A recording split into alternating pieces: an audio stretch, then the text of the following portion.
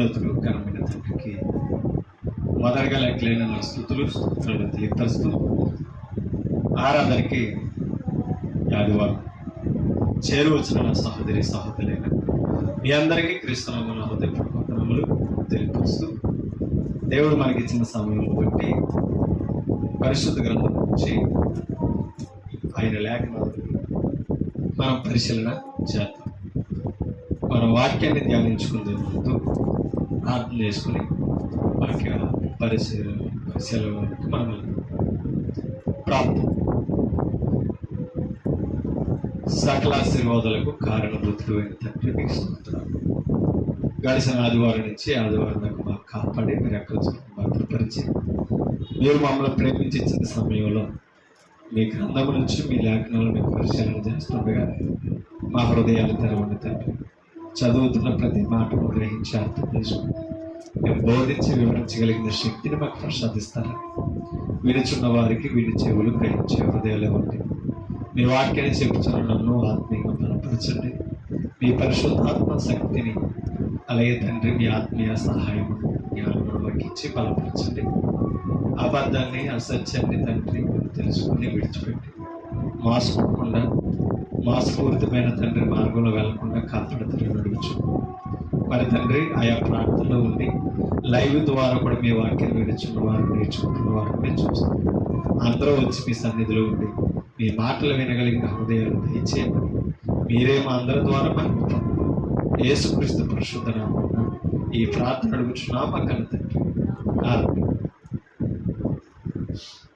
విలువైన దేవుని సంగతులు పరిశుద్ధ గ్రంథం నుంచి మన ధ్యానం మనం పరిశీలన చేసినట్లయితే ఎన్నో మాటలు దైవ గ్రంథంలో దేవుడు మన కొరకు భద్రపరిచారు. మనం వినే ప్రతి మాటను మనం నేర్చుకునే ప్రతి మాటను కూడా గ్రహించవలసిన బాధ్యత నీ మీద నా మీద. అందుకని ఎక్కువగా వాక్యాన్ని మనం పరిశీలన చేయాలి. వాక్యం ఎప్పుడూ కూడా ప్రభు మనసులో తెలియపరుస్తుంది. అది అర్థం చేసుకోవాలి. వాక్యము ద్వారానే దేవుని యొక్క మనసును మనం అర్థం చేసుకుంటాం. కాబట్టి కొన్ని లేఖనాలను ఈరోజు మనం పరిశీలన చేద్దాం.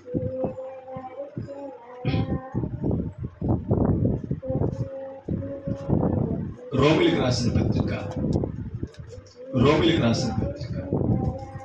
1వ అధ్యాయం రోమ పత్రిక 16వ వచనాన్ని మనం చదువుతాం.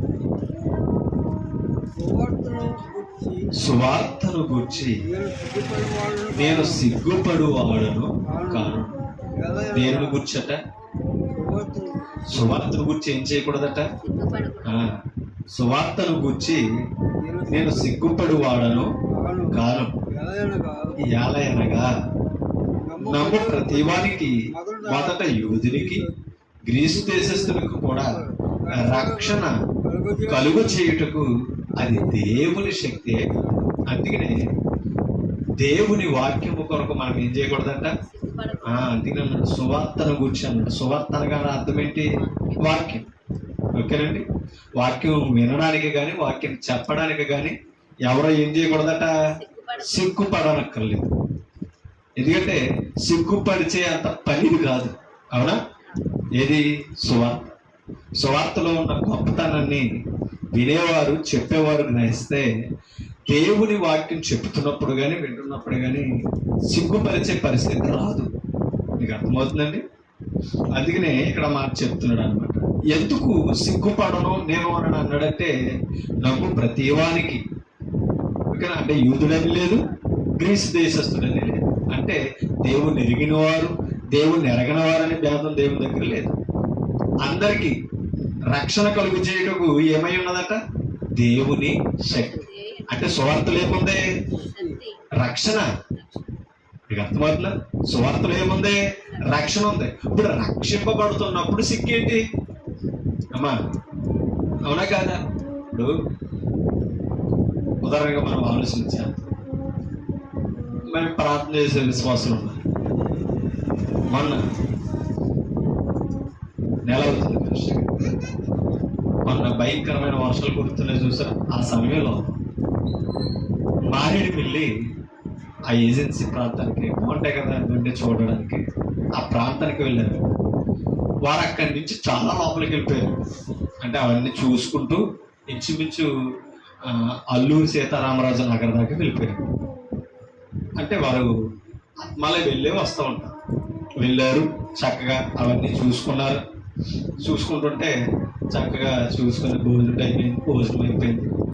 వచ్చేస్తాకి సిద్ధపడిపోతుంటే ఫ్రెండ్స్ అన్నారు, ఎక్కడికి వెళ్ళిపోతారా, ఎంత దూరం వచ్చి మనం స్నానం చేయకుండా వెళ్ళిపోతామా అని అంటే వారు స్నానం చేయడానికి దిగడు. చిన్నవారు కాదు, పెద్దవారు కాదు, యవనస్తులు అనమాట. ఇంచుమించు ఒక 22 సంవత్సరాలు ఉన్న పిల్లలు స్నానానికి దిగారు. దిగి ఎక్కేస్తుంటే కాలేజీలు మళ్ళీ వెనక్కి పడ్డాడు. అప్పుడు దాకా అక్కడ స్నానం చేసిన వాడి మరి ఊపుందో ఏముందో లాక్కెళ్ళిపో. పైన నా కుర్రడు చేపట్టుకుని లాగడానికి ప్రయత్నించాడు. అతను వీళ్ళిద్దరు వెళ్ళిపోతున్నారు కదా అనేసి ఇంకో కుర్రడు చేయబట్టుకుని వెళ్ళాడు. ఎందుకు వాళ్ళిద్దరూ లాగిపోయారు, కానీ కుర్రోడు రాయినట్టుగా ఆగిపోయాడు, మునిగిపోయారు. ఇంతకీ విచిత్రం ఏంటంటే ఒక ఇంట్లోనే 2 పిల్లలు చనిపోయారు. యవనస్తులు. ఒక ఆయనకి 27 సంవత్సరాలు పెళ్ళి అయింది, చిన్నపిల్ల. ఒక కుర్రోడికేమో మ్యారేజ్ అయింది, చిన్నపిల్ల. అంటే యవనస్తులు అనమాట, 20 సంవత్సరాలు. కొడుకు చనిపోయాడు, కొడుకు చనిపోయాడు ఒక ఇంట్లో. మీకు అర్థమవుతుంది అది ఎంత బాధ విషయం ఆలోచించండి. అంటే అలా మునిగిపోతున్నప్పుడు ఎక్కడ ఉన్నాడని అర్థమవుతుంది మనకి. ప్రమాదంలో ఉన్నాను, అవునా, మరణంలో ఉన్నాను. ఎవరన్నా కాపాడడానికి వెళ్తే సిగ్గుపడతాడా చెప్పండి మీరు? అవునా, సిగ్గుపడతాడు. నాకు సిగ్గేస్తుంది, నాకు చెయ్యాలని తెచ్చుకో, అవునా, నన్ను రక్షించుకో అనే వాళ్ళు ఎవరైనా ఉన్నారా? ఉండరు. ఎంత గాలిచ్చారో వరకు. అంటే రక్షణ అనేది ఎవరికి ఉపయోగం అని అంటే ప్రమాదంలో ఉన్నవారికి, మరణంలో ఉన్నవారికి, పాపముతో భయంకరమైన స్థితిలో ఉన్నవారికి ఏది అవసరం అంట? రక్షణ. అందుకనే సువార్త ప్రతి ఒక్కరిని రక్షిస్తుంది. ఆ సువార్తను వినడానికి కానీ సువార్తను నేర్చుకోవడానికి కానీ ఏం చేయకూడదంట? సిగ్గుపడాలి. నేను సిగ్గుపడాలని చెప్తున్నాను. ఎందుకంటే నేను చెప్పినప్పుడు ఎవరైతే నమ్ముతారో నమ్ము ప్రతి వారికి రక్షణ కలిగజేయడానికి దేవుని శక్తి. అంటే ఇప్పుడు వాక్యము ద్వారా రక్షణ పొందడం ఎవరి శక్తి అంటే ఇప్పుడు దేవుని శక్తి ఎలా ఏర్పడుతుంది? రక్షణ ద్వారా. రక్షణ పొందామంటే ఎవరి శక్తి ఉందని మన మీద? దేవుని శక్తి. రక్షణ లేని వారికి దేవుని శక్తి లేదు, దెయ్యపు శక్తి ఉంది. అందుకు కాబట్టి మరణానికి నడిపిస్తుంది. అది మనం అర్థం చేసుకోవాలి. కాబట్టి సువార్తలో దేవుని శక్తి ఉంది, అది మర్చిపోవాలి. ఆ శక్తి ఏం చేస్తుందంటే ప్రతి పాపిని రక్షిస్తుంది, మరణం నుండి విడిపిస్తుంది. విడిపించగలిగిన శక్తి దేవుని శక్తి. ఒక మాట చదువుతాం. రోమపత్రిక 16వ అధ్యాయం 25 నుంచి 27 వచనాలు మనం చదువుకుందాం. సమస్తమైన అన్యజనులు విశ్వాసమునకు విధేయులగునట్లు. మీకు అర్థమవుతుందండి? సమస్త అన్యజనులు ఏమవ్వాలట? సువార్తకు చూడండి, విశ్వాసమునకు విధేయులగునట్లు అనాది కాలము నుండి, చూడండి, అనాది కాలము నుండి రహస్యముగా ఉంచబడి ఇప్పుడు ప్రత్యక్షపరచబడిన మర్మము నిత్య దేవుని ఆజ్ఞ ప్రకారము ప్రవక్తల లేఖనముల ద్వారా వారికి తెలుపబడి ఉన్నది. ఈ మర్మము చూడండి, ఈ మర్మమును అనుసరించి ఉన్న నా సువార్త ప్రకారము గాను యేసుక్రీస్తును గూర్చిన ప్రకటన ప్రకారముగాను మిమ్మును స్థిరపరచుటకు శక్తిమంతుడును అద్వితీయ జ్ఞానవంతుడైన దేవునికి యేసుక్రీస్తు ద్వారా నిరంతరము మహిమ కలుగునుగాక. మీకు అర్థమవుతుందండి? అంటే సమస్తమైన అన్యజనులు ఏమవ్వాలంట? సువార్తకు విధేయులవ్వాలి. ఓకే అండి? సమస్తమైన అన్యజనులు సువార్తకి విధేయులు అవ్వాలంట. ఎందుకంటే అనాది కాలం నుండి రహస్యముగా ఉంచబడుతుంది. ఏది? సువార్త మర్మం. అవునా? అనాది కాలం నుండి మర్మంగా ఉన్నదండి. ఏది? సువార్త మర్మం. కాబట్టి ఈ సువార్తే లోకానికి మర్మంగా ఉంది. ఈ సువార్తను విన్నాం కాబట్టి సువార్తలో ఏముందో మనకు అర్థమైంది. అవునా కదా? అందుకని సువార్తలో ఏముంది? రక్షణ ఉంది. ఇది రక్షించేదని ఎవరికి తెలియదు అమ్మా? లోకంలో ఉన్న వారికి, నశించిపోతున్న వారికి తెలియదు. అది మర్మం. ఆ మర్మాన్ని యేసు ప్రభు ఈ లోకానికి తెలియపరిచాడు. మీకు అర్థమవుతుంది? ఆ సువార్త తెలియపరచబడినప్పుడే దేవునికి మహిమ అనేది కలుగుతుంది. కాబట్టి ఆ సువార్త మర్మమును ప్రకటించడానికి, ఆ సువార్తను గురించి నేను సిగ్గుపడను అని పౌలు గారు చెప్తున్నారు. కాబట్టి సువార్త ప్రకటింపబడుతున్నప్పుడు సువార్తకి ఏమవ్వాలట? విధేయులు కాదు. పేతురు మొదటి పేతురు పత్రిక 4 నుంచి చూడండి. మొదటి పేతురు పత్రిక 4:17 మనం చదువు. తీర్పు దేవుని ఇంటి వద్ద ఆరంభమగు కాలము వచ్చుచున్నది. అది వచ్చి ఉన్నది. అది మన యొద్దనే ఆరంభమైతే దేవుని సువార్తకు అవిధేయులైన వారి గతి ఏమవును? అంటే దేవుని సువార్తకి విధేయులైన వారే రక్షింపబడడం బహు కష్టమైతే మరి అవిధేయులైన వారి సంగతి ఏంటి అని చెప్తున్నాడు. అందుకనే దేవుని తీర్పు ఆరంభమగు కాలం వస్తుంది. అంటే దాని అర్థం అంచె దినాల్లో ముగింపు జీవితానికి మనం వెళ్తున్నామని గ్రహించాలి. ఆనాడు పేతురు గారి ద్వారా మాట్లాడిన ఆ విషయం. కాబట్టి సువార్తకు అవిధేయులైన వారి గతి ఏమవును అంటే సువార్తకి ఏమవ్వాలి? విధేయులు. సువార్తకు లోపడాలి. విధేయత అంటే అర్థం ఏంటి? లోపడడం. లోపడడం అంటే అర్థం ఏంటి? మాట వినడం. అంటే సువార్తని విని నమ్మడం, సువార్త ప్రకారంగా జీవించడం. అందుకని ఇది రక్షించుటకు దేవుని శక్తి అయి ఉన్నదని రోమపత్రికలో మనం చదవగలిగాం. ఆ రక్షణ అనాది కాలము నుండి మరుగుగా ఉంది. ఈ సువార్త ద్వారా మర్మము వెల్లడైందని రోమపత్రిక 16 మనం నేర్చుకున్నాం. కాబట్టి ఇది వెల్లడైతేనే దేవునికి మహిమ అనేది కలుగుతుంది. దేవునికి మహిమ ప్రజలు రక్షింపబడాలని బట్టి కలుగుతుంది. అందుకనే ఇక్కడ ఏమనంటే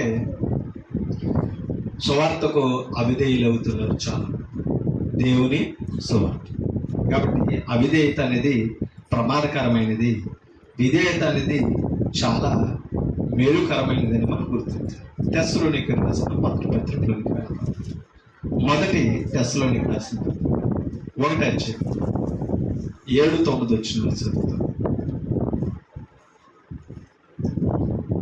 మొదటి తెస్సలోనికైకి రాసిన పత్రిక 1:7-9.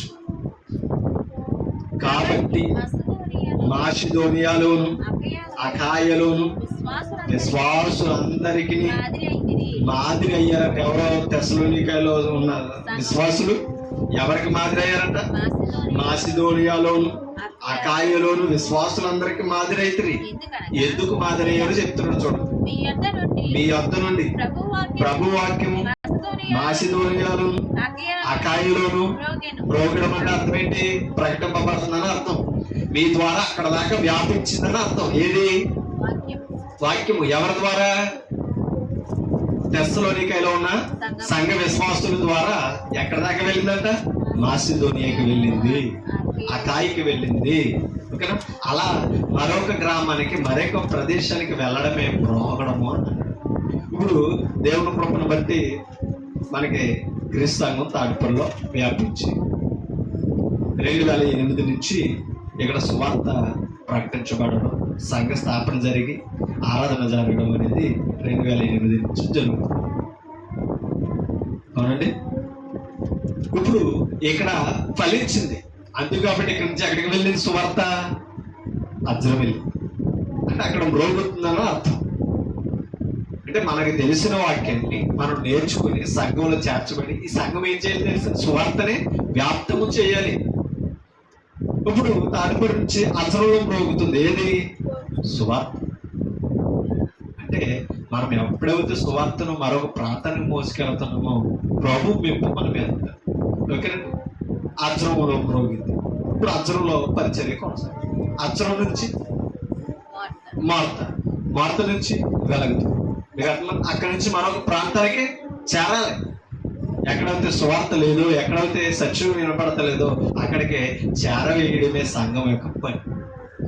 అందుకనే చెప్తున్నాడు అక్కడ, ప్రభు వాక్యము మాసిదోనియాలోను అకాయలోను మ్రోగెను, అక్కడ మాత్రమే గాక ప్రతి స్థలమందును దేవుని ఎడల ఉన్న మీ విశ్వాసము వెల్లడాయను గనుక మేమేమీ చెప్పవలసిన అవశ్యము లేదు. మీకు అర్థమవుతుందా? కాబట్టి ప్రతి స్థలములోనికి వారి విశ్వాసం వ్యాప్తమవుతుంది. అంటే సువార్తను మనం ప్రకటించడం ద్వారా, సత్యవాక్యని తీసుకువెళ్ళడం ద్వారా ప్రభు మహిమపరచబడమే కాదట, తీసుకెళ్లిన వారి విశ్వాసం కూడా అక్కడ మాదిరవుతుంది. మీకు అర్థమవుతుందా? కాబట్టి ప్రభు పని మనం ఎప్పుడైతే చేసామో మనం మాదిరవుతాం.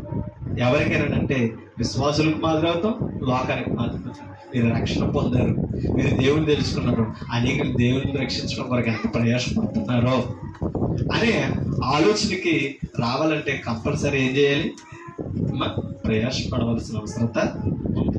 అందుకనే వాక్యాన్ని వ్యాప్తం చేయడానికి కానీ మరొక ప్రాంతానికి తీసుకెళ్ళడానికి కానీ ఏముండకూడదు, సిగ్గుపడకూడదు. సిగ్గుపరిచే పనిది కాదు, అది మనం గుర్తించాలి. మొదలు కొరింథీయులకు రాసిన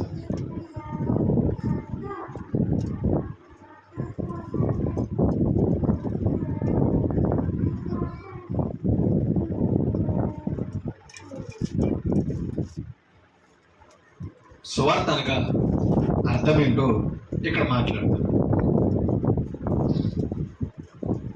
మొదటి కొరింథీ పత్రిక 15 1 నుంచి 8 వచనాలు మనం చదువుతాం. మరియు సహోదరులారా, నేను మీకు అప్పగించిన దానిని క్షమించండి. మరియు సహోదరులారా, నేను మీకు ప్రకటించిన సువార్తను మీకు తెలియపరుచుతున్నాను. నేను 11:27 చదివేస్తాను. కాబట్టి ఇక్కడ చెప్తున్నాడు ఏమనంటే, మరియు సహోదరులారా, నేను ప్రకటించిన సువార్తను మీకు, అంటే ఆ సువార్తలు ఏముందో వివరిస్తున్నాడు అటు పౌలు. మీరు దానిని అంగీకరించి ఏం చేయాలంట, క్రీస్తు మనకు అప్పగించిన సువార్తను ఏం చేయాలంట, ఒక సువార్థికుడు సువార్తను మనం ప్రకటిస్తున్నప్పుడు ఏం చేయాలంట, వినివారు అంగీకరించాలి. దాని అందే కొరింథీ ఉన్న విశ్వాసులు ఎలా ఉన్నారంట, అంగీకరించారు. దాని అంటే అర్థం ఏంటి, సువార్తని విడిచిపోలేదని అర్థం, విశ్వాసం నుండి తప్పిపోలేదని అర్థం. కింద చదువుతాం, మీ విశ్వాసము మీకు అర్థమవుతుందా, మీ విశ్వాసము ఏమవకూడదట, వ్యర్థం కాకూడదు. మీ విశ్వాసము వ్యర్థమైతేనే గాని నేను ఏ ఉపదేశ రూపముగా సువార్త మీకు ప్రకటించును. అర్థమైందా? ఉపదేశ రూపముగా మీకు సువార్తను ప్రకటించును. ఆ ఉపదేశమును మీరు గట్టిగా పట్టుకొని ఉన్న ఎడల ఏం చేయాలంట, ప్రభు యొక్క వాక్యాన్ని గట్టిగా చేపట్టాలి.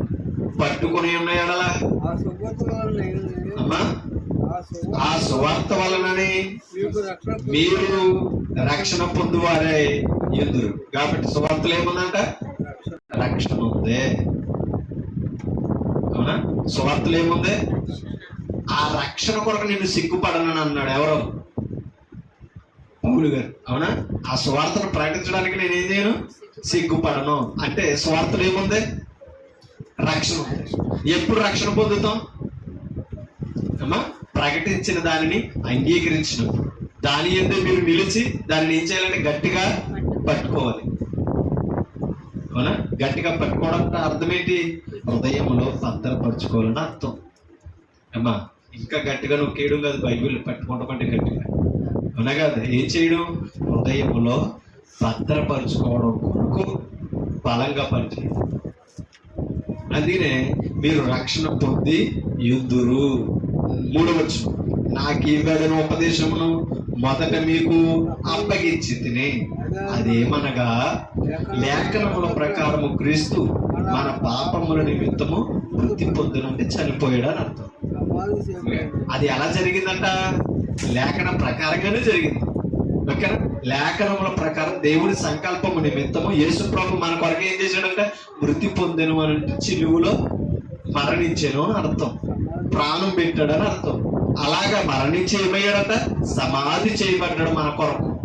సమాధి చేయబడి లేఖనముల ప్రకారము 3వ దినమున లేపబడ్డాడు, పునరుత్థానుడయ్యన అర్థం. ఓకేనండి అమ్మా? ఆయన సమాధిలో పాప జీవితం బాధి పెట్టడం కనబడింది. ఆయన తిరిగి లేవడంలో పునరుత్థానం ఏర్పడింది. అంటే మరణములో ఉన్నవారికి ఏం దొరికిందని అర్థం? జీవం దొరికిందని అర్థం. ఈ మరణ సమాధి పునరుత్థానాలు ఎక్కడున్నాయి? సువార్తలో ఉన్నాయి. మీకు అర్థమవుతుందా? ఒక క్రైస్తవుడు వినవలసిన సువార్త ఇదే అమ్మా. సువార్త అనగా అర్థం ఏంటంటే ఆయన మరణము, సమాధి, పునరుత్థానము. కాబట్టి ఆయన మరణము, సమాధి, పునరుత్థానాన్ని ఇప్పుడు మనం జ్ఞాపకం చేసుకోవడానికి ప్రభు సన్నిధిలో ఆదివారం మన ఆరాధనలో కూడుకుంటాం. ప్రభుని జ్ఞాపకం చేసుకునే సన్నివేశం ఇదే. అందుకనే వాటికి పరిచర్య తర్వాత జరుగుతుంది లార్డ్స్ సప్పర్, అవునా? ప్రభురాత్రి భోజనంలో మనం పాలు పంపులు పొందుతాం. ఎందుకని? ప్రభుని జ్ఞాపకం చేసుకోవడం వరకు.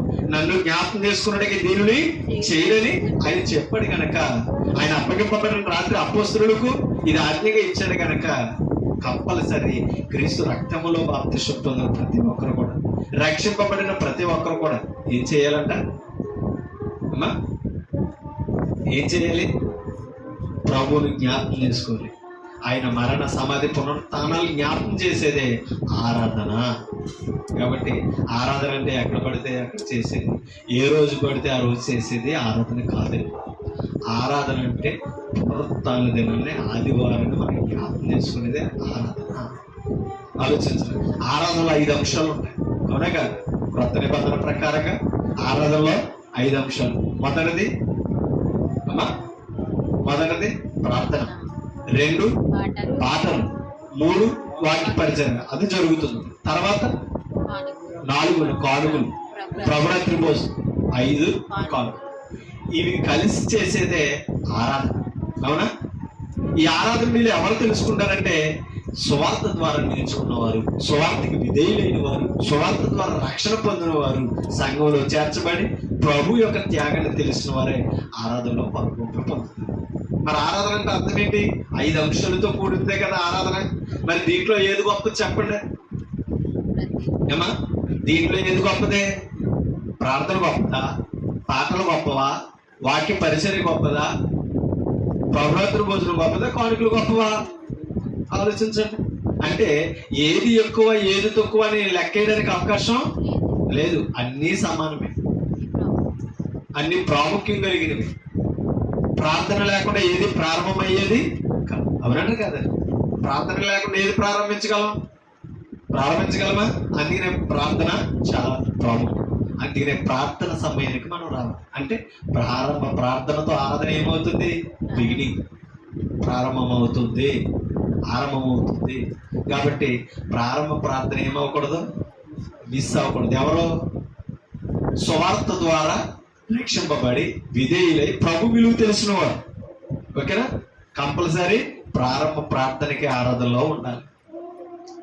ఎప్పుడైతే ప్రారంభ ప్రార్థనకి ఉన్నామో ప్రార్థనను మనం పోగొట్టుకున్నాం, అవునా? ఆరాధనలో మొదటి అంశాన్ని మనం ఏం చేయలేదు, నిర్లక్ష్యం చేయలేదు. 2 పాటలు. ప్రార్థన ఎంత ముఖ్యమో పాటలు అంతే ముఖ్యం. అంటే ప్రారంభ ప్రార్థనలో ఉండాలి, పాటల ద్వారా దేవుణ్ణి ఏం చేయాలి? కీర్తించాలి, మహిమపరచాలి. మరి పాటలో లేకపోతే మనం కీర్తించడంలో ఫెయిల్యూర్ అవుతున్నాం, దేవుని మహిమపరచడంలో ఫెయిల్యూర్ అవుతున్నాం, అవునంటారు కదా? కాబట్టి ప్రార్థన ఎంత ముఖ్యమో పాటలు అంతే ముఖ్యం. పాటలు ఏకీవించాలి. పాటల తర్వాత 3 వాక్య పరిచర్య. పాటల ద్వారా దేవుని కీర్తిస్తున్నాం, ప్రార్థన ద్వారా ప్రారంభిస్తున్నాం, అలాగే వాక్య పరిచర్య ద్వారా దేవుని సంగతులు మనం తెలుసుకుంటున్నాం. అవునా? దేని ద్వారా? వాక్య పరిచర్య ద్వారా దేవుని సంకల్పన నేర్చుకున్నాం. కాబట్టి వాక్యం వినడం కూడా నిర్లక్ష్యం చేయకూడదు. నిర్లక్ష్యం చేసామా దేని పోగొట్టుకుంటాం తెలుసా? విశ్వాసాన్ని, రక్షణలో పోగొట్టుకుంటాం. కాబట్టి వాక్య పరిచర్యలో మనం ఉంటాం. వాక్యం అయిపోయినా పర్లేదులే, తర్వాత ఏముంది? వాక్యం తర్వాత ఏంటి? ప్రభురాత్రి భోజనం. ఇది చాలు, దీని కొరకే కదా ఆదివారం అని అనుకోకూడదు. అవునా? అంటే స్టెప్ బై స్టెప్ అన్ని ప్రాముఖ్యకరమైన క్రమశిక్షణ ఆయన ఎత్తి పెట్టినప్పుడు ఆ క్రమంలో మనం ఆయన ఆరాధన చేయవలసిన అవసరం. అందుకని ప్రభురాత్రి భోజనము, ఆయన మరణము, సమాధి, పునరుత్థానం జ్ఞాపకం చేసుకున్నది. అంతేకాదు, నన్ను జ్ఞాపకం చేసుకున్నట్టుకై దేవుని చేయడం, నా శరీరము తిని నా రక్తము త్రాగువాడు నిరంతరము జీవిస్తాడు. ఎటర్నల్ లైఫ్, ఆత్మ సంబంధమైన జీవితాన్ని ఏర్పరిచేదే ప్రభురాత్రి యొక్క భోజనం. ఈ ప్రభురాత్రి భోజనం విలువ నేర్పించేదే వాక్య పరిచయం. అవునా కదా? ఈ వాక్యం వెళ్ళలేదనుకో, ఆరాధనలో 3వ భాగంగా స్వార్థను నువ్వు నేర్చుకోలేదనుకో, వాక్యంలో బలపడలేదనుకో, ఆరాధన విలువ తెలియదు. ఆరాధనలో ప్రభురాత్రి భోజనం విలువ తెలియదు. ఆయన మరణం, ఆయన సమాధి, పునరుత్థానం ఎవరి కొరకో మనకు అర్థం. దాని విలువని నేర్పేది ఏది తెలుసా? వాక్య పరిచయం. అందుకే ప్రభురాత్రి భోజనంలో పాలు పంపులు పొందారు. ప్రభురాత్రి భోజనంలో పాలు పంపులు పొందిన ప్రతి ఒక్కరు కూడా క్రీస్తు జీవాన్ని పొందుకుంటున్నారు. అంతేకాదు, ఆయన జీవం ఎలా ఇచ్చాడో ఆయన త్యాగాన్ని కూడా జ్ఞాపకం చేసేది ఏది? ప్రభురాత్రి భోజనం. 5 ఏంటండి? వాడు పుచ్చుకునుడి కంటే, అంటే దేవుడి ద్వారా మనం పొందాలి, దేవుడి పరిచర్యకి ఇవ్వాలి. సంఘం చేయవలసిన ప్రయాస అదే. అవునట కదా? మనం వర్తిల్లిన కొలది ఇవ్వాలని యేసు ప్రభు చెప్పాడు, పరిశుద్ధాత్ముడు చెప్పాడు, తండ్రి రాయించాడు. మనం ఎప్పుడైతే ఇస్తామో దేవుణ్ణి శోధించి అడగగలం. మనం ఇచ్చే కొద్ది అభివృద్ధి చెందుతాం. మన కష్టాజీతంలోనిదే. అవునా కదా? మన వర్తిల్లకూడదు, మన కష్టాజీతంలో మనం కంపల్సరీ దేవునికి కోరికలు ఇవ్వకపోయినా ఆరాధనలో సంపూర్ణం కాదు. ఈ 5 మన జీవితంలో ప్రతి ఆదివారం జరుగుతున్నప్పుడు ఆరాధన ద్వారా తండ్రికి మహిమ తెస్తున్నామని అర్థం. ఏది మిస్ అయినా మనకి సంపూర్ణత లేదని అర్థం. కాబట్టి ఇప్పుడు ఈ 5 ఏది ముఖ్యం చెప్పండి? 5 ముఖ్యమే. అన్నట్టు కాదంటారా? 5 ముఖ్యమే. ఈ ఆరాధనలో 5 ముఖ్యమని సంఘం తెలుసుకోవాల్సిన బాధ్యత. సంఘానికి తెలియపరచడానికే అపోస్తలుడు ఈ సువార్తను ప్రకటించారు. ఈ సువార్త కొరకు వారు ప్రాణం పెట్టారండి. అది మనం అర్థం చేసుకోవాల్సిన అవసరం.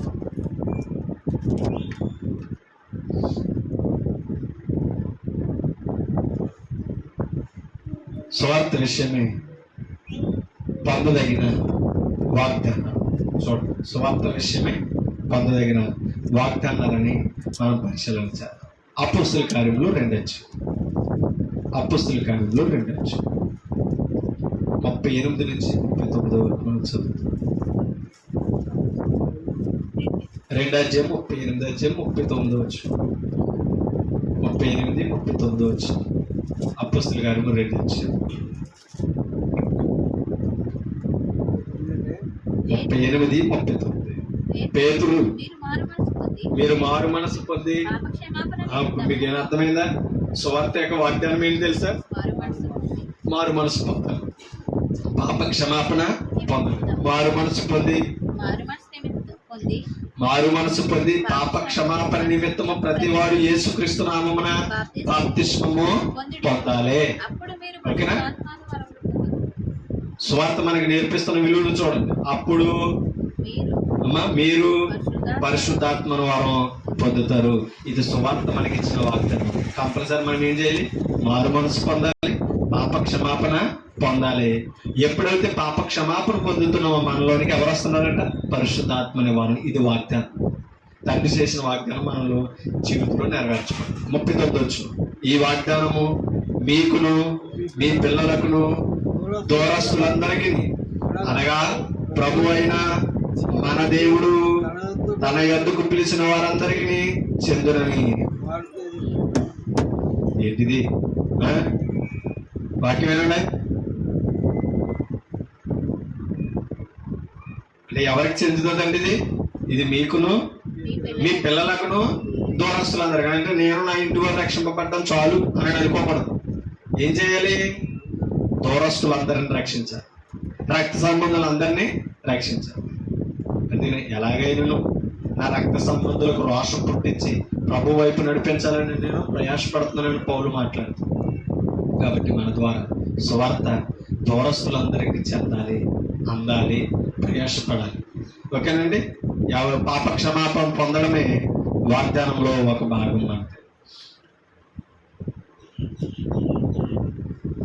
యోహాను సువార్త 7:37-39 వచ్చిన యోహాను సువార్త 7:37.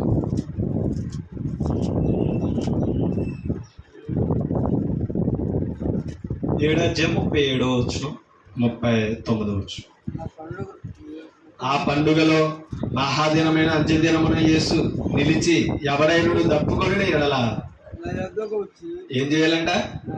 నా యొద్దకు వచ్చి దప్పి తీర్చుకొనవాలి. నా యందు విశ్వాసం ఉంచువాడెవడో లేఖనము చెప్పినట్టు వారి కడుపుల నుండి జీవజల నదులు పారునని బిగ్గరగా చెప్పాడు. ఏం పాడుతున్నాయంట? జీవజల నదులు. అమ్మా అసలు మీరు ఎందుకు వచ్చారు చెప్పండి? అవన్నీ తెచ్చి ఏంటి అల్లరేంటి? భయభక్తులు లేకుండా దేవుని సన్నిధిలోని మైండ్ ఇక్కడ ఎట్టుండే.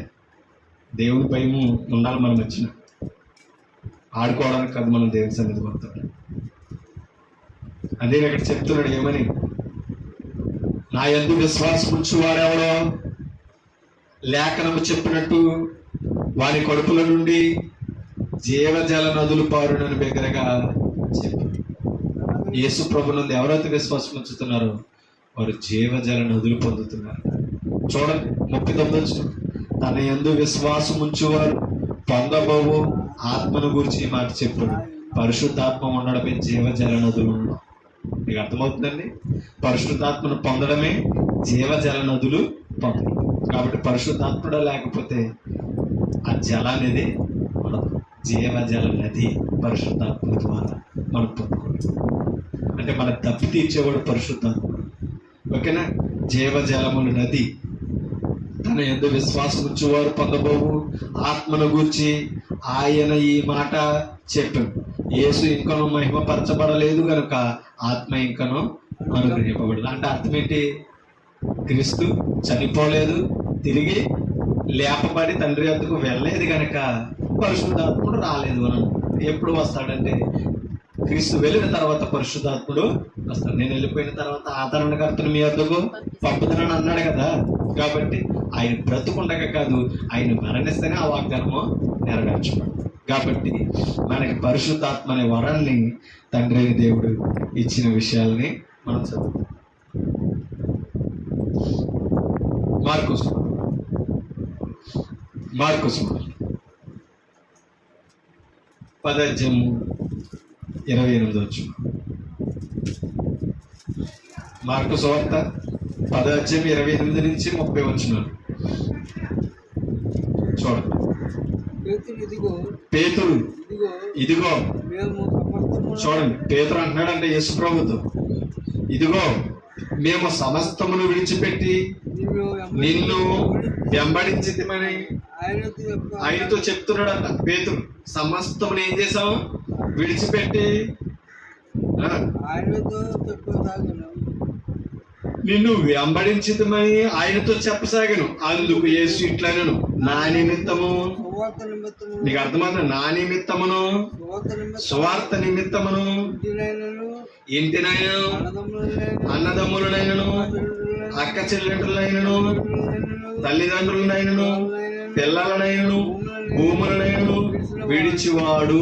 మీకు అర్థమవుతుంది? అంటే యేసు ప్రభు కొరకు, యేసు ప్రభు అప్పగించిన సువార్త కొరకు మనం ఏం చేయాలంట?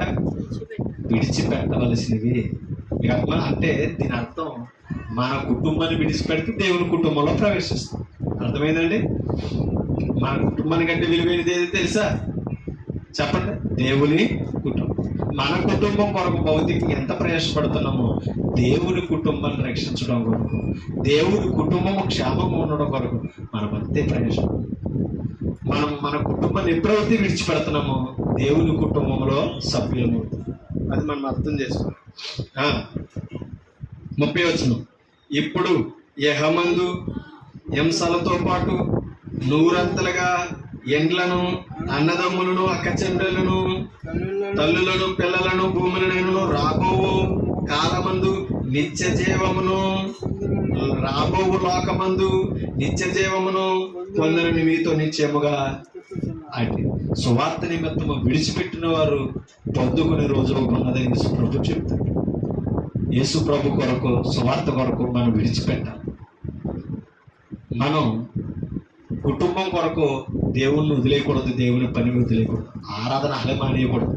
మీకు అర్థమవుతుందండి? లేదంటే మనం రాబోవు లోకమందు అంటే పరలోకమునందు నిత్య జీవాన్ని పోగొట్టుకుంటామని యేసు ప్రభు చెప్తాడు. కాబట్టి నిత్య జీవం పొందడం కొరకు ఇవన్నీ పోగొట్టుకున్నా పర్లేదు. అందుకని అంటాడు యేసు ప్రభు, ఒక మనుషుడు లోకమంతయో సంపాదించుకుంటే తన ప్రాణమును పోగొట్టుకుంటే అతనికి ఏం ప్రయోజనం? నిజమే కదా, మరి అన్నీ ఉన్నాయి, ఏమి లేదు. కాబట్టి ధనవంతుడికి అదే అర్థమైంది. ఎక్కడికి వెళ్ళాక? నరకానికి వెళ్ళాక ధనవంతుడికి అర్థమైంది. అన్నీ సంపాదించుకున్నాను, ఏమీ లోటు లేకుండా సమృద్ధిగా ఉన్నాను, కానీ నాకేమి లేదు, జీవం లేదు, నా ఆత్మకు రక్షణ లేదు. నేను ఎక్కడ ఉన్నాను? ఈ అగ్నిగుండంలో యాతన పడుతున్నాను. అప్పటికి అర్థం. ఆ విషయాన్ని యేసుప్రభు మనకెందుకు బోధిస్తున్నాడంటే, మనము ధనవంతుల్లాగా ఈ భూమి మీద ఉన్నంతకాలం ప్రభువును విడిచిపెట్టేవారుగా ఉండకూడదు. సమస్తముండి విడిచిపెట్టాడు. ఏమీ లేకపోయినా సరే పేదవాడైన లాజరు యేసుప్రభును వదల, దేవుని విడిచిపెట్టలా. కాబట్టి ఎక్కడికి వెళ్ళాడు? విశ్రాంతి పొందుతాడు పరదేశంలో. కాబట్టి ఇవన్నీ సంపాదించుకొని మనం విశ్రాంతిని పోగొట్టుకుంటామా? శ్రమల పాలవుతామా? లేదు ఇవన్నీ కలిగి నిత్య జీవానికి పాత్రలు అవుతామా? గుర్తించవలసిన అవసరం మనందరి మీద ఉందా లేదా? గుర్తించవలసిన అవసరం మనందరి మీద ఉంది. కాబట్టి నిత్య జీవము మళ్ళా సమస్తమును మనకిస్తానంటే యోగు జీవితంలో అదే. దేవుడి పరీక్షలు అన్నీ పోగొట్టుకున్నాడు, అవునా కాదు?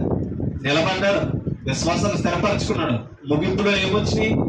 పోగొట్టుకున్న 10 మంది పిల్లలు, ఆస్తులు సమస్తమును ఆయన అద్భుతంగా పొందాడు. అర్థమవుతుందా ఏమ్మా? అలాగే ఈ భూమి మీద ప్రభు కొరకు, సువార్త కొరకు ఎన్ని పరీక్షలు, ఎన్ని నిందలు, శ్రమలు పొందినా అది మనకు ఆశీర్వాదకరంగానే కనపడుతుంది. అవునా కాదు? అది మనకు ఆశీర్వాదకరంగానే కనపడుతుంది. మరి దేవుని వదిలేస్తున్నామా? దేవుని కొరకు సమస్తాన్ని విడిచిపెట్టాలా? మనం పరిశీలించుకోవాల్సిన అవసరం మనందరి మీద ఉంది. కాబట్టి దేవుల్లో, ప్రభువులో మనకి ఏమున్నదో తెలుసా? నిత్య జీవం. చూడండి ఆ మాట చదువు. రోమిలికి రాసిన పత్రిక 6వ అధ్యాయం, రోమపత్రిక 6వ అధ్యాయం 22 నుంచి 23 వచ్చిన చదువుతుంది. చూడండి. అయినను ఇప్పుడు నీకేం అర్థమవుతుందా? అయినను ఇప్పుడు పాపము నుండి ఏమయ్యామంట? ఎలాగా? క్రీస్తు రక్తము ద్వారా. అవునా? అయినను ఇప్పుడు పాపము నుండి విమోచింపబడి దేవునికి దాసులైనందున పరిశుద్ధత కలుగుటయే. అది పరిశుద్ధతలో ఎదగడం మనకు ఫలం అంట. ఆ పరిశుద్ధతలో మనల్ని ఫలింపజేసేది ఏది తెలుసా? సువార్త, సంఘం. పరిశుద్ధత కలుగుతాయే మీకు ఫలము, దాని అంతము అంటే పరిశుద్ధత లేకుండా ఏమి లేదు, నిత్య జీవం లేదు. అందుకే నేను నిత్య జీవం కావాలంటే ఏం కావాలి? పరిశుద్ధత కావాలి. పరిశుద్ధత ఇవ్వడం కొరకు పాపం నుండి విమోచన కావాలి. పాపం నుండి విమోచించడానికి యేసుక్రీస్తు ఏం చేశాడు? ప్రాణం పెట్టాడు, శిలువలో బలియాగము అయ్యాడు. ఓకేనా? అందుకని దాని అంతము నిత్య జీవం. పాపం వలన వచ్చే జీతము మరణము, అయితే దేవుని కృపావరము మన ప్రభు అయిన క్రీస్తు యేసునందు నిత్య జీవము. ప్రభు అయిన క్రీస్తు యేసునందు నిత్య జీవం. పాపములో ఉంటుంటే, పాపం చేస్తూ బ్రతుకుతుంటే, పాపం వల్ల వచ్చి మనకి జీతం ఏంటంటే నిత్య నరకం. అంటే పాపం వల్ల కూడా ఫలితం ఉంది. ఓకేనండి? దాని అర్థం ఏంటంటే అపవిత్రత. ఓకేనా? పాపం వల్ల ఏమొస్తుంది? అపవిత్రత ఫలిస్తున్న దాంట్లో లోకంలో అదే చేస్తాం, కానీ దాని అంతమో నిత్య నరకము. కానీ ప్రభు అయిన క్రీస్తునందు మనకేంటి తెలుసా? విమోచనం పాపం నుండి. పరిశుద్ధత కలిగిటయే మనకు ఫలం. ఆ పరిశుద్ధత కలిగిన ఫలమే నిత్య జీవం. కాబట్టి ఆత్మ సంబంధమైన ఫలాలలోనికి మనల్ని ఫలింపజేయడానికి యేసుక్రీస్తు మనల్ని పిలిచారు తప్పని మనం చేదు ఫలాలు ఫలించడానికే కాదు, కార్య ఫలాలు ఫలించు. పరిశుద్ధమైన ఫలాలు మనకు రావాలి. విశ్వాస ఫలము మనలో ఉండాలి, విస్తరించాలి, ఫలించాలి ప్రభువులు. కాబట్టి పోగొట్టుకోకూడదండి, ప్రభు సన్నిధికి దూరం అవ్వకూడదండి. పరిశుద్ధత కలిగి మనం జీవించాలి. మన శరీర క్రియలన్నీ ఏం చేయాలి? విసర్జించాలి, విడిచిపెట్టాలి. ఓకేనండి? పరిశుద్ధులుగా మనం జీవించాలి. ఈ మాట చదువుకొని మనం ముగించుకుందాం. గలతీ పత్రిక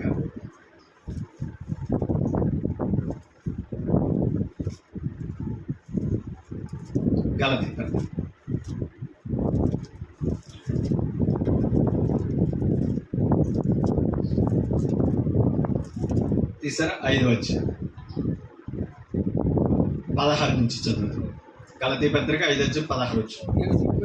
నేను చెప్పినదేమనగా ఆత్మానుసారముగా నడుచుకున్నాడు. ఎలా నడవాలట? ఎవరు నడవాలి? క్రీస్తు రక్తంలో కడగబడిన వారు, సువార్తకే లోబడిన వారు, సంఘములో వాక్యానుసారంగా బ్రతుకుతున్న వారు ఎలా ఉండాలట? ఆత్మానుసారంగా నడవాలి. ఆత్మానుసారంగా నడిపించేదే సువార్త. ఆత్మానుసారముగా నడువుడి, అప్పుడు మీరు శరీరేచ్ఛను నెరవేర్చు. అంటే శరీర కోరికలు పెంచుకో, శరీర కోరిక బ్రతకమంట. ఎప్పుడు? ఆత్మానుసారంగా బ్రతుకుతాం. ఆత్మానుసారంగా బ్రతకడమే వాక్యానుసారంగా బ్రతకడం. సంఘముల విశ్వాసంతో ఫలించు. అప్పుడు మీరు శరీరేచ్ఛను నెరవేర్చరు. శరీరము ఆత్మకును, ఆత్మ శరీరమునకును విరోధముగా అపేక్షించు. అంటే ఆత్మకి శరీరానికి పడతారు. శరీర అపేక్ష ఏంటి? పాపము చేయడం. మన ఆత్మ అపేక్ష ఏంటి? పరిశుద్ధంగా జీవించడం, పాపము చేయకుండా బ్రతకడం. ఆత్మ శరీరమునకును, శరీరము ఆత్మకును విరోధముగా అపేక్షించును. ఇవి ఒకదానికొకటి వ్యతిరేకముగా ఉన్నవి కనుక మీరేమి నిశ్చయింతురో వాటిని చేయకుందరు. చాలా సార్లు అనుకుంటాం, ఈ ఆదివారం కంపల్సరీ మానకుండా దేవుని సన్నిధికి వెళ్ళాలి. ఈ సంవత్సరం ఒక ఆదివారం కూడా మిస్ అవ్వకుండా నేను దేవుని సన్నిధిలో ఉండాలని వాగ్దానాలు చేసుకున్నాను. కానీ మనం ఏం చేస్తాం? కొన్నిసార్లు శరీరానికి లోనైపోయి ఆత్మ యొక్క వాగ్దానాలని, దేవుడిచ్చిన అవకాశాన్ని మనం మర్చిపోయి నిర్లక్ష్యం చేస్తూ ఉంటాం. అంతే ఇక్కడ చెప్తున్న 18 వచ్చుకున్నాం. మీరు ఆత్మ చేత నడిపింపబడిన ఎడల, మనల్ని నడిపించవలసింది ఏదంట? ఆత్మానుసారంగా నడవాలంటే ఏం చేయాలి? వాక్యానుసారంగా బ్రతకాలి. ఆత్మానుసారంగా నడిచిన ఎడల ధర్మశాస్త్రములకు లోనైన వారు కాదు. శరీర కార్యములు స్పష్టమై ఉన్నవి. అవి ఏమనగా జారత్వము, అపవిత్రత, కామకత్వము, విగ్రహారాధన, అభిచారము, ద్వేషములు, కలహములు, మత్సరములు, క్రోధములు, కక్షలు, భేదములు, విమతములు, అసూయలు, మత్తతులు, అల్లారితో కూడిన ఆటపాటలు మొదలైనవి. వీటిని గురించి నేను మునుపు చెప్పిన ప్రకారము వీటిని చూడండి, వాటిని చేయవారు దేవుని రాజ్యమును స్వతంత్రించుకొననేరని మీతో స్పష్టముగా చెప్తు. మీకు అర్థమవుతుందా? జారత్వం కానీ, అపవిత్రత కానీ, విగ్రహారము ఆరాధన కానీ, అభిచారము కానీ, ద్వేషములు కానీ, కలహాలతో కానీ, మత్సరములతో కానీ, క్రోధలతో కానీ, కక్షలతో కానీ, భేదలతో కానీ, విమతములు కానీ, అసూయలు కానీ, మత్తతులు కానీ, అల్లాడతో కూడిన ఇవన్నిటితో ఇంకా సంఘంలో మనం బ్రతుకుతున్నట్లయితే దేని స్వతంత్రించుకోమంట? ఏమా? దేవుని రాజ్యమును స్వతంత్రించుకో. అసలు యేసు ప్రభు మనల్ని ఏం చేశాడు? స్వతంత్రులుగా చేసాడు లేదా? స్వతంత్రతను ఇచ్చాడు మనకి. స్వతంత్రత పొందిన తర్వాత అందుకనే యోహాను సువార్త 8:35 అంటాడు, సత్యము మిమ్మల్ని ఏం చేసింది? స్వతంత్రులుగా చేసింది, పాపమును మీరు విడిపించింది అన్నాడు. మరి స్వతంత్రులైన మనము ఇంకా సంఘములు ఉండి ఇప్పుడు చెప్పుకుంటున్న శరీర కార్యాలు ఇంకా మనలో చిగురిస్తున్నట్లయితే, ఇంకా మనలో మొలకెత్తుతున్నట్లయితే మనం దేవుని రాజ్యాన్ని స్వతంత్రించుకోలేం. ఇంకా దేనికి బానిసలం అయిపోయాం? పాపానికి. ఇక అర్థమవుతుందండి, మరణానికి బానిసలుగా ఇవన్నీ విడిచిపెట్టాలి, ఇవన్నీ ద్వేషించాలి, ఇవి లేకుండా ఆత్మానుసారంగా బ్రతకాలి. ఇవన్నీ శరీర క్రియలు. ఇవన్నీ చేస్తున్నట్లయితే ఆత్మ సహించేది కాదు. ఇట్టి వాటికి విరోధంగా ఆత్మ ఉంది. ఆత్మానుసారంగా బ్రతికిన బ్రతికే బాప్తిస్మం యొక్క జీవితం, విశ్వాసంతో బ్రతుకుతున్న సువార్తలో జీవితం. అది అర్థం చేసుకోండి. ఇప్పుడు చెప్తున్నాడు చూడండి, 22 మనల్ని ఎలా బ్రతకాలో ఇప్పుడు చెప్తున్నాడు. ఎలా బ్రతకూడదో చదువు. 22 అయితే ఆత్మ ఫలమేదనగా మనం ఫలించాలి క్రీస్తులో. ఓకేనా? ఆత్మ ఫలాలు మనలో ఉండాలి. ప్రేమ, సంతోషము, సమాధానము, దీర్ఘశాంతము, మంచితనము, దయాలత్వము, మంచితనము, విశ్వాసము, సాత్వికము, ఆశా నిగ్రహము. ఇవే ఫలాలు. ఇవి కలిగి సంఘంలో ఫలించాలి. వీటిలో ఫలింపజేసేదే సువార్త. వీటిలో ఫలింపజేసేదే ప్రభు మనకు అప్పగించిన బోధ. కాబట్టి మనం ఆత్మ ఫలాల్లో ఫలించాలంటే సంఘంలో వాక్యానుసారంగా బ్రతకాల్సిన అవసరత మనందరి మీద ఉంది. ఇది సువార్త యొక్క ఫలితం. అర్థమవుతుందా? సువార్తకు మనం లోబడాలి. సువార్త మనకి ఇచ్చిన వాగ్దానాలు. సువార్త ద్వారా మనం పొందుకున్న విధేయత. కాబట్టి మనం భిన్నమైన బోధలు కానీ, ప్రభుకు వ్యతిరేకమైన బోధలు కానీ, సత్యమును చెరిపివేసే బోధలు కానీ మనం వినకూడదు. వాటి నుంచి జాగ్రత్త ఉండాలి. సత్యవంతులుగా ఉండాలి. వాక్యానుసారంగా యథార్థంగా బ్రతకాలి. స్వార్థను గురించి ఓకేనండి. ప్రభు మనకు అప్పగించిన వాక్యం గురించి మనం ఏం చేయకూడదు? సిగ్గుపడనక్కర్లేని పనివారిగా మనం దేవుని ఎదుటి మనల్ని మనం కనపరచుకోవాలి. నమ్మకమైన పని చేయాలి. ఎంత గొప్ప ఆశీర్వాదాన్ని సువార్త ద్వారా సంఘంలో యేసు ప్రభు మనకు అప్పగించారు.